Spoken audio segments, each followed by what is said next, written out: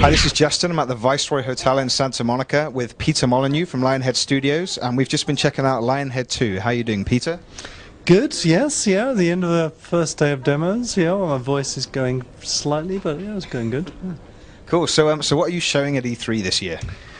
Well, I'm talking about Fable 2, no surprises there. We've kind of got about a year left in development, and I really wanted to talk about one of what I think is the big features, which is combat. I had talked about love and storytelling and interactive cutscenes before, and this is all about what I call the meat and potato, the combat stuff. Really important to get right, really important to polish. Okay, so what are you doing differently with combat in Fable 2? It's not just going to be a regular third-person hack and slash, right? No, I mean, the thing I'm doing different is, firstly, several things I wanted to get right. First thing is accessibility.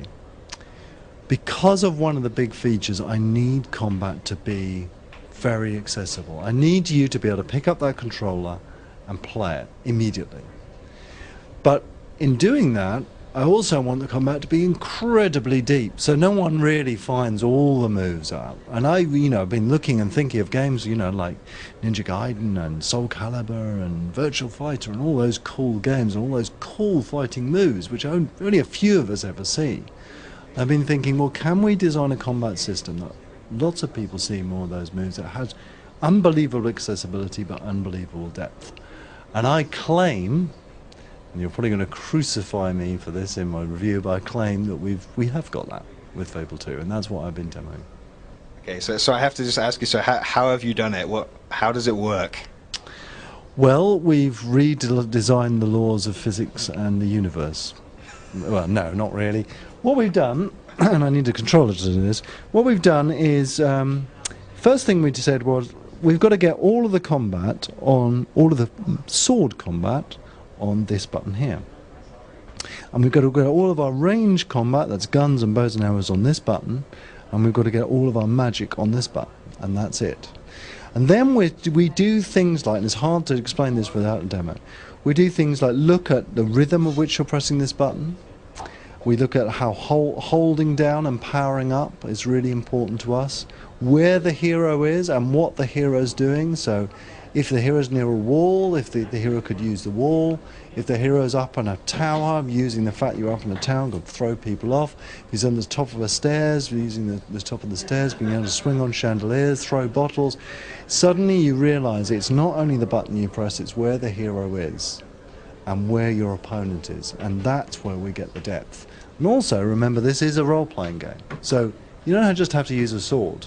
You can use maces, hammers, daggers, any combination of those weapons and magic and range combat. And if you put all that stuff together, it's got as many moves as any game I've ever seen. Okay, and the one other thing I know you talked about today was death in Fable 2. Yes. So how does that work?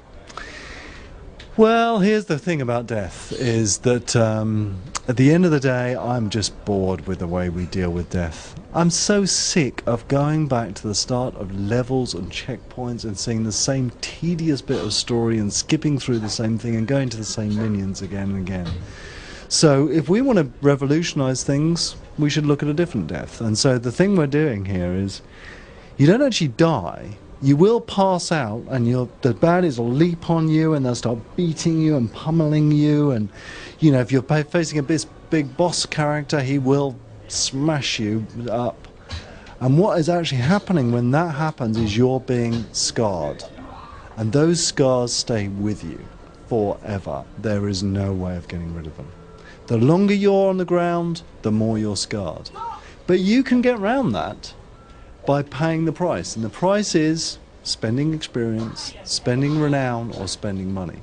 If you're willing to pay that price, you'll be pristine complexion, like the non-smoker you probably are.